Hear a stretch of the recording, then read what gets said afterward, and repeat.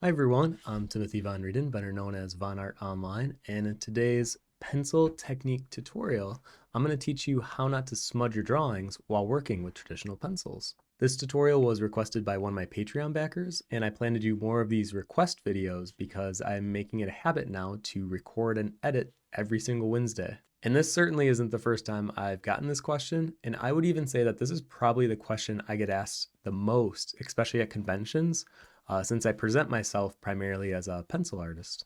So first, I'm going to take you through some of the techniques I've used over the years to prevent smudging, and then I'm going to answer some of the Instagram questions that I had directly related to this topic at hand. So to start, I'm going to change the camera setup here. Okay, so here we are, and I'm going to first talk about the tools that I work with. So most artists that work with pencils, I would say, work primarily with an HB, and there's nothing wrong with that. But for me, I work almost entirely with a 2H pencil, and I'm talking like 80% of my drawing I'm going to work with this. So let me first show why I like working with 2H pencils. So to start off, I'm just going to make some quick squares. So this is a 2H. Do an HB. Actually, maybe I'll time lapse this part. Okay, so it's probably pretty obvious as you go higher on the B scale, it gets darker, and then as you get higher on the H scale, it'll get lighter. But why I like 2H is not only does it create a good foundation for me to, draw and create the illustration from, but I'm going to show you really quick how each of them smudge. So you can tell the difference that this one's obviously a little darker and goes a little longer. And when you take an eraser, go over, you can see how you can still bring it pretty much back to the paper texture. The problem is the areas that you didn't smudge, like let's say this box here, it will be impossible to get it back to that paper texture white. There's always going to be some remnants of the graphite left behind. But for the 2H square, you can lift it almost entirely back to the paper texture.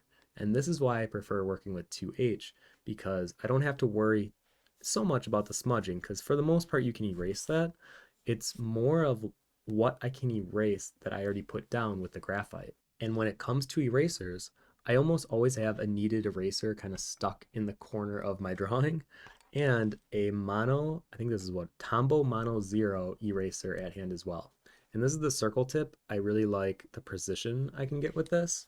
And as you can see, once again, I still can't erase the darkness of the graphite, but it'll lift any of the smearing. So for me, smudging and smearing aren't really that big of issues as long as you're kind of cleaning up along the way. I'm more concerned about where I'm putting my darker values and making sure that they're exactly where I want them to be in the drawing. So let's bring an example out. So I'm going to clear these out of the way. And I'm going to pull up a drawing that I've been finishing up here. And the techniques that I'm going to show, I pretty much can apply to any drawing. So what I'm about to show isn't specific to this drawing. So the first technique tip is kind of an obvious one if you think about it, but it's working left to right. And this isn't always the case for me. If I get really excited about drawing a face, I might over render that, and then I'll have to render the hair next to it, and that can create a problem. So I do run into that from time to time. But for the most part in my drawings, I try to work left to right. And the same is true if you are left-handed, but it would be the opposite. You would work right to left. And because I work primarily with the 2H pencil, as I just showed you guys, I can still lay down the entire drawing and the entire foundation, where things are going to be placed. The only thing is I'm not adding those darker value pencils in the areas where I know I'm going to be placing my hand.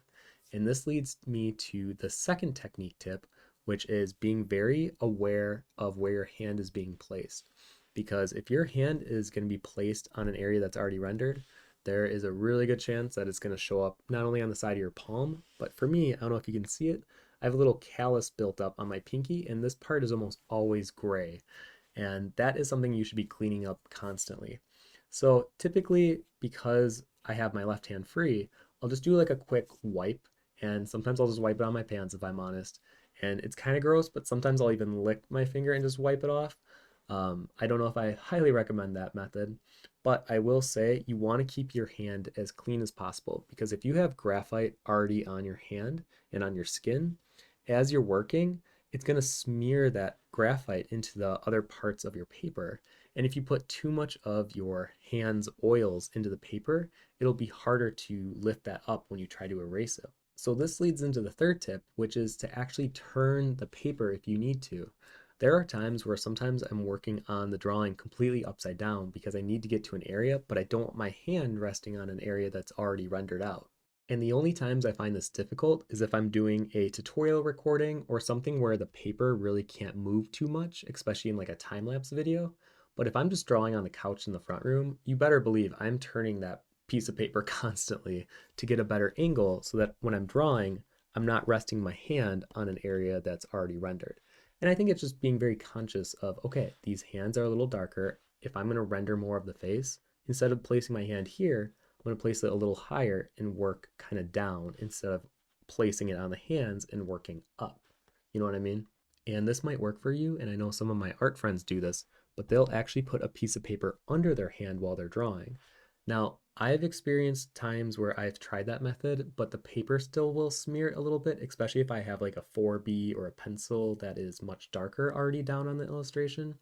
So I just would recommend being very conscious of where you're putting your hand. And I've been doing this for so long, it's kind of on autopilot. So I've just made it a habit of knowing where to place my hand to make sure I'm not smudging it. That's not to say the paper method is bad, and some of my friends swear by it, but this is the way that I would recommend. And the last technique tip, and arguably the most important, is to clean while you work. So you can see some areas in here that have a little bit of the smudge in it. So as I'm working, I will just take my mono eraser here and just clean it up. And when I brush away the excess, because you know how sometimes you get these little crumbs from the eraser, I will do like a quick pass with my thumb, but I do need to make sure my thumb's not too oily as I do so. And I will say, while I'm working, I'll either have my eraser pen like on hand, like really close, or sometimes I'll put it in between my fingers and have the pencil still at hand. So I'll be erasing, and then as I need to go back to drawing, it's right there. So I almost never put down the pencil while I'm drawing. It's just picking up the eraser as I'm going. And the reason I don't like using pencils with erasers on the back end is sometimes the erasers can be inconsistent. And if the eraser gets dulled down to the point, I have to either pull out a new pencil entirely or just not work with that pencil. And I don't like doing that. So I would prefer working with pencils and then having an eraser pen that I can pull out whenever I need to. Okay, and with that in mind, let me just show you guys a little example of how I would clean up this drawing so I can see just a little faint area of graphite along the edge here. And when I work with the kneaded eraser, it will get dirty over time and it's something that you can't really prevent. So instead, just know that you could work with it for a while, and if it gets too black or if you see it actually smearing graphite back on the paper, it's time for a new kneaded eraser. But I would say they actually do last quite a long time. But in my experience, I have a bad habit of losing them. So it's not like I'm using them to the point where they need to be replaced. It's that I need to replace them because I keep losing them. And I feel like often I find them in the seams of the couch in the front room because I tend to work there a lot. So I'll work with the kneaded eraser in these larger areas to clean up any smudging, but in areas that definitely need more precision, I'm going to switch over to my Mono 0 and attack it this way. And like I said before, if you don't like the idea of smudging it with your finger and you don't want to brush away, there are brushes made for removing eraser little tidbits. But I also found, if this might work for you, you can literally pick them up with the eraser itself. So sometimes that can be an easier way than to have to pull up a brush and brush your entire paper. And you can do that with either the kneaded eraser or the eraser pencil. I tend to do both methods, I think, when I work. I guess I would have to watch myself do a time lapse again, but I'm pretty sure if it's like a quick brush away, I'll do that. But I'm also being very careful not to brush against the grain of the paper. So in this case, I have these areas already rendered. If there was a little eraser crumb on this dark part of the hair, there is no way I'm going to be taking my thumb and like brushing off the eraser bits. You better believe I'm going to be taking my kneaded eraser, getting it to a fine point, and just dabbing it on the paper to pick up any of those little crumbles. Okay, so to end this off, I'm going to answer a few of your questions. So I'm going to move a little over to the side and I can put the questions right here. So the first question is, how do you keep your gum eraser clean / smudge free? Erasing hacks, clean detailing. So when it comes to your kneaded eraser, if it's ever getting a little too dirty on the edge and it's not doing its job properly, literally just pull it apart like Laffy Taffy until you get this lighter gray color, and then you can mush it back and it'll look like chewed gum again. But this will make a better clean erase than if you were using it when it still had the graphite still on it.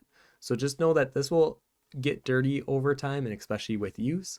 And if it gets to the point where it's not getting back to this like lighter gray, then I would just get a new one. And for clean detailing, I definitely recommend, oops, that's upside down, the Mono Tombow Zero Eraser, this one. And they have a square or a circle tip that you can choose from. I prefer the circle tip. What type of pencil is best for drawing? As I mentioned, I like to work with a 2H, especially if we're talking about smudging. A 2H or higher is definitely going to be your best choice here. But if you do want to work with those darker pencils, I really do recommend waiting till near the end of the drawing, at least like 70 to 80%, because with the foundation already set in front of you, you're really just punching those values higher to build contrast or to really direct the eye to a certain area. So that's what I would recommend. How do I keep sketchbook pages from smudging? My graphite sketches get smudged over time. Yes, this is definitely a problem I have because I am traveling to conventions around the country and my sketchbook is normally in my backpack. And because of that and the little shuffle while I'm either walking or I'm bringing on the airport, the pages are going to rub together and unfortunately the graphite's going to rub. So I actually rip out every drawing that I do when it's finished. So my sketchbooks are actually empty. It's not the most exciting thing to look through, especially when I'm at a con and I'm sitting there drawing and people ask to look through my sketchbook. I'm like, well, I don't have anything besides this drawing that I'm working on. I will say the thing that I've noticed is not three ringed, but ringed sketchbooks like this definitely have a higher chance of smudging than if the pages were built into the side. So as much as I love my ringed sketchbooks, I would say they are the worst for smudging the paper. You keep the negative space portions in your drawing so neat and clean. Please talk about how you do that. I'm telling you, mono zero eraser and clean as you go. If you notice that you have some tight areas and you see a little bit of the smudge, clean it like right away. Otherwise, that smudge might build up, and the more that you rub your hand over it, unfortunately, you're kind of pushing the graphite into the paper fiber more. So clean it up as you go, and if you see it right away, just fix it. How do you get pure white in an area after you erase? Well, I do use the 2H, as I mentioned, but it sometimes is impossible to get back to the white of the paper.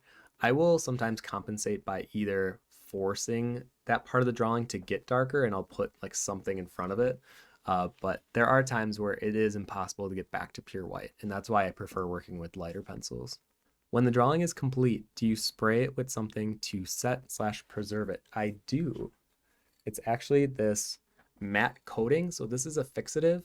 And I learned this from Alan Williams. And essentially you hold out your finished pencil drawing and you do a quick spray from top bottom and you go back and forth. And you do it pretty quickly and you don't have to layer it or anything, but that will definitely help preserve it and keep the graphite from falling off. How do you keep it from smudging after it's all done and you store it in a portfolio, sketchbook, etc.? So as I mentioned, I immediately rip my drawings out of my sketchbook when I finish them. I'll scan them so I have a digital copy, and then I spray them with that fixative before setting them in. I have these drawers that are labeled by each year, and that way they're not moving, and that way they can't smudge against each other. All right, thank you guys for those questions.